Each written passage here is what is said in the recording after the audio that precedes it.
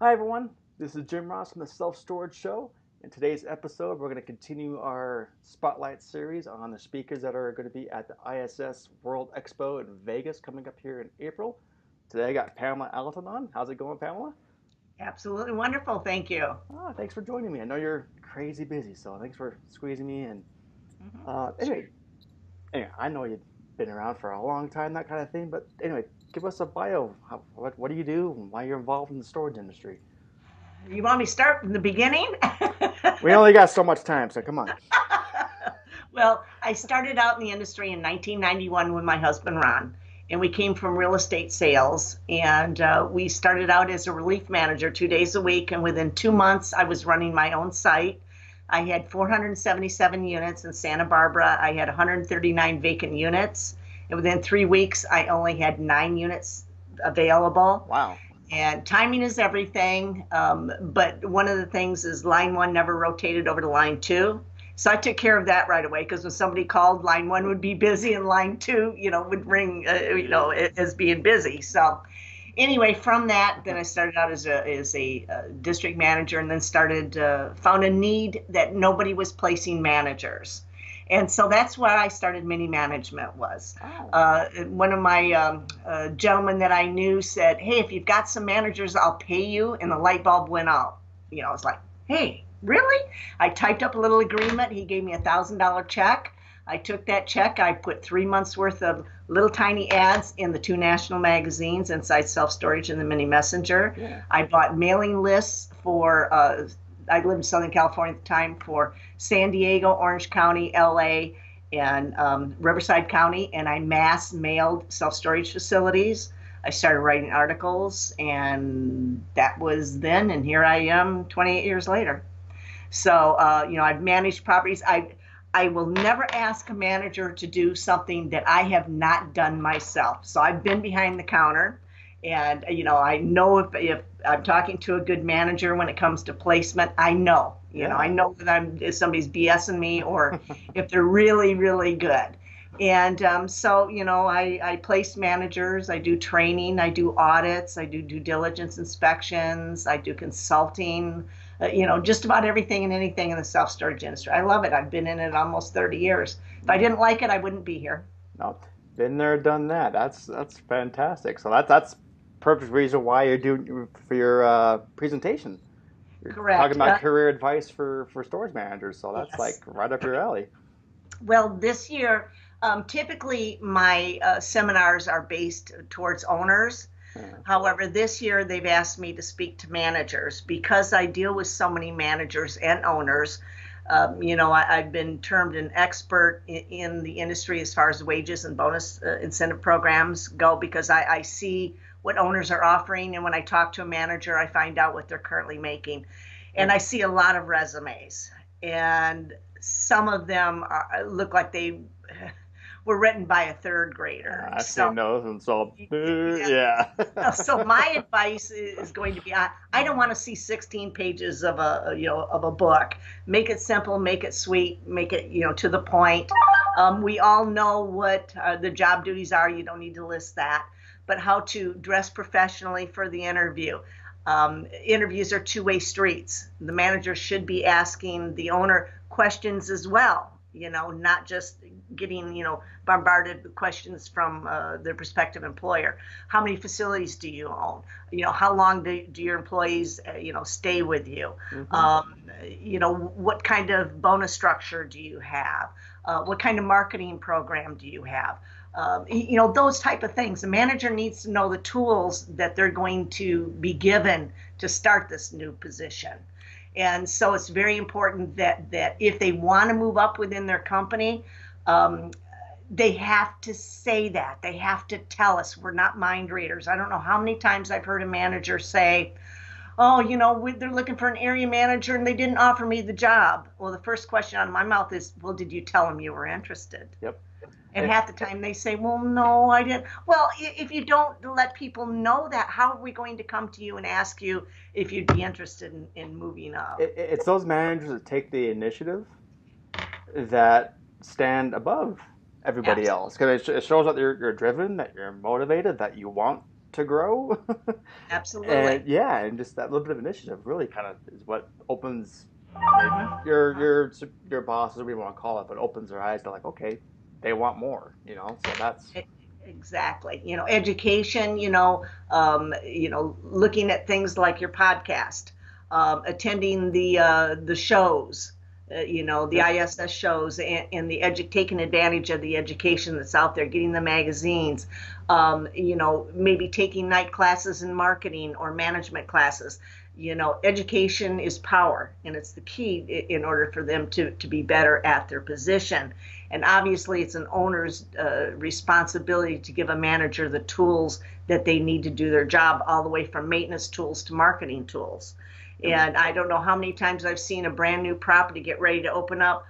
I just did a consulting with some owners up in Portland, Maine, and they had 4 properties opening up their 5th property. Yeah. And I go into the property, and the manager didn't even have a telephone there yet, and the office is open. They didn't even have Minor detail, come on. I mean, and they were given oh, Wow. here you go, here's a stapler, here's some pins, and it's like, come on, people, Wow. you spend all this money building this multi-million-dollar property, and then you don't give the manager the tools to do the job that they need to do on a daily basis to operate the property. And so it's got to be a partnership between the manager and their corporation or their private owner that they work with, because the managers are the frontline defense. And I have always been one that's ringing the bell to pay the manager well, give them the tools to do their job, and give them an attainable, motivating bonus program that they can understand. And if you do that and you respect them and give them the authority to actually manage the property on a daily basis, it'll be a win-win situation for the manager, the facility, and the owner. And I always, always end every article with that last paragraph that says that. I can almost copy and paste it. Well, it's great advice. Yes, Um, absolutely. and again, as far as career advice for managers, I'm kind of putting myself in their shoes here. Um, I've had times where sometimes managers are a little apprehensive of sticking their neck out a little bit and taking the initiative because they're actually kind of afraid, or maybe in the past they've been stifled, for lack of a better word, or they, didn't feel like their opinion mattered, or they weren't valued, and they were just kind of a cog in a machine type of a thing.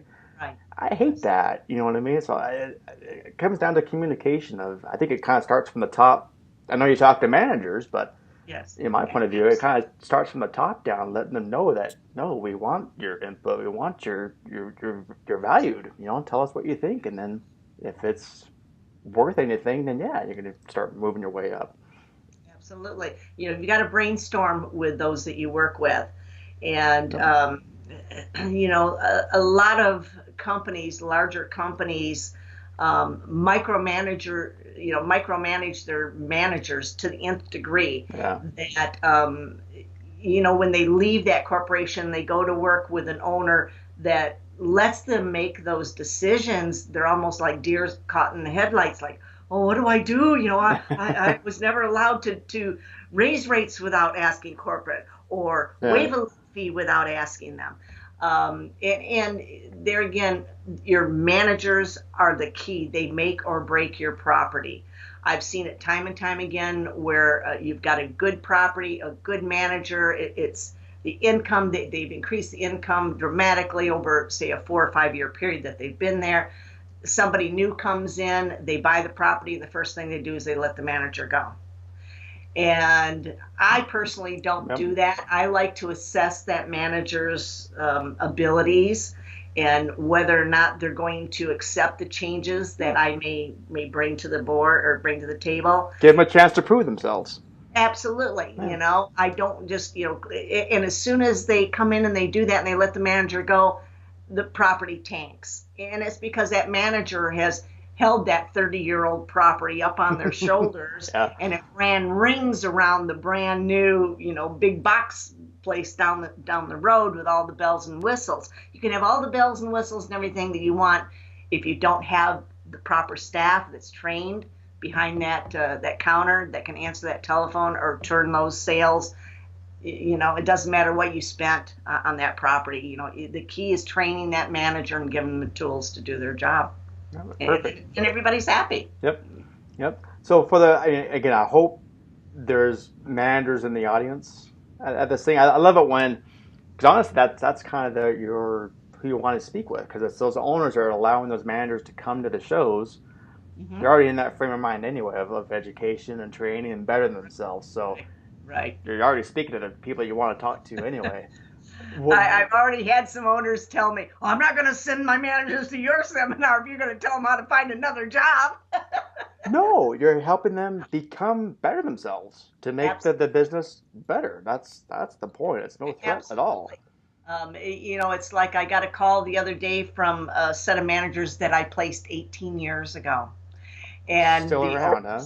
Yeah, the owners had called me previously. Wow. And talked to me about, because they were getting ready to give them a raise, and the managers have been reading my articles on, the wages that I'm seeing being offered in the industry. And this owner was not offering nearly that. Now, mind you, they've been there 18 years. And so I spoke to them. I was actually driving down the road when I talked to the woman, and I said, I don't know how old you are, but there is such a thing as discrimination against age.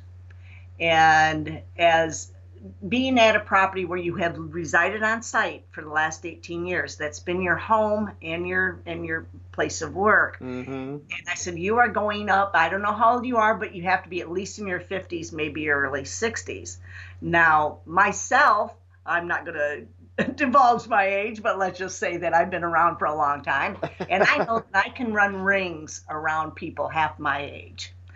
But I have a different work ethic. I have a different mindset. Yep. And physically, I'm still very active. And I said, so you've got to ask yourself, if you're looking for another position, is this going to be your retirement position? If you're 60 years old, how many more years are you going to have to work? Yeah.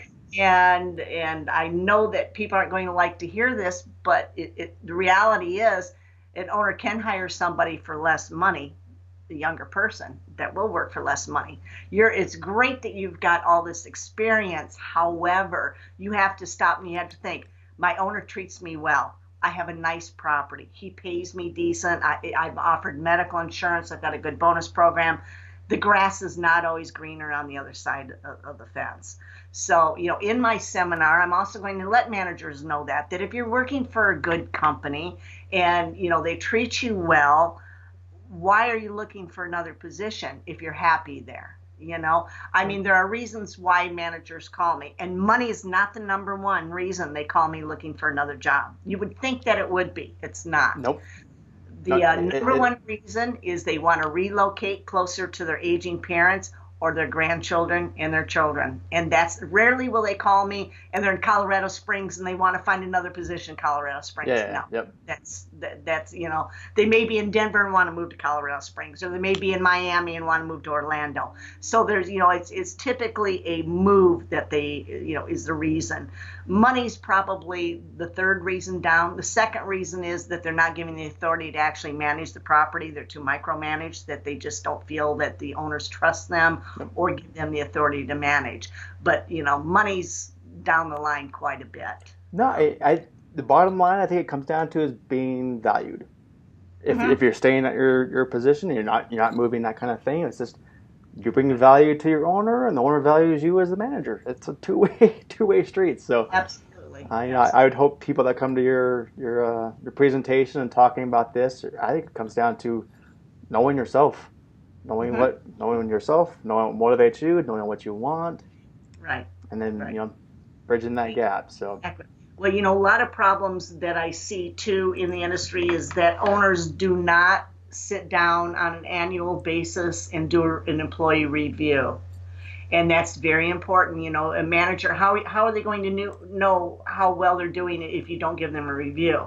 And, I've written many articles on reviews, disciplinary actions with managers, how to de-hire a manager the way that you would want to be de-hired, and, letting them go, in a kind and gentle way. I mean, if they're stealing from you, you're out the So door. yeah, yep.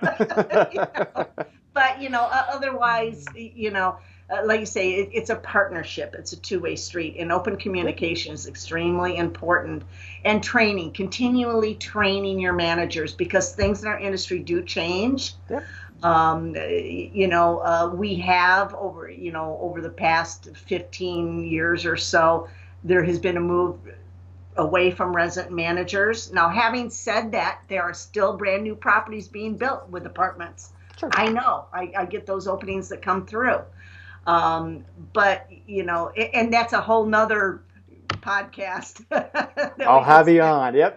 Talking about that. But so anyway, I hope that the managers that do come to my seminar this year at the ISS Expo will walk away with some tools and some ideas on if they are looking for another position, how to go about finding that and being professional about that. And at least, or walking away with the knowledge that they're working for a good owner and they're going to stay where they're at and they're going to continue to do a good job. And that's my goal, is to make sure that they're happy whichever direction that they decide that they want to go. No, exactly. I'm excited for it, so I'm looking forward to it. I'm not going to be a manager, but I have managers under me, so I want to come too and learn. So I'll be in the audience. Good. I'll be in the back waving at you. All right. I'll wave too. All right. Well, thank you for taking the time, Pamela. Thank you, Jim. All you right. have a great day and Happy New Year. You too. I'll see you in Vegas. All right. Bye-bye. Bye.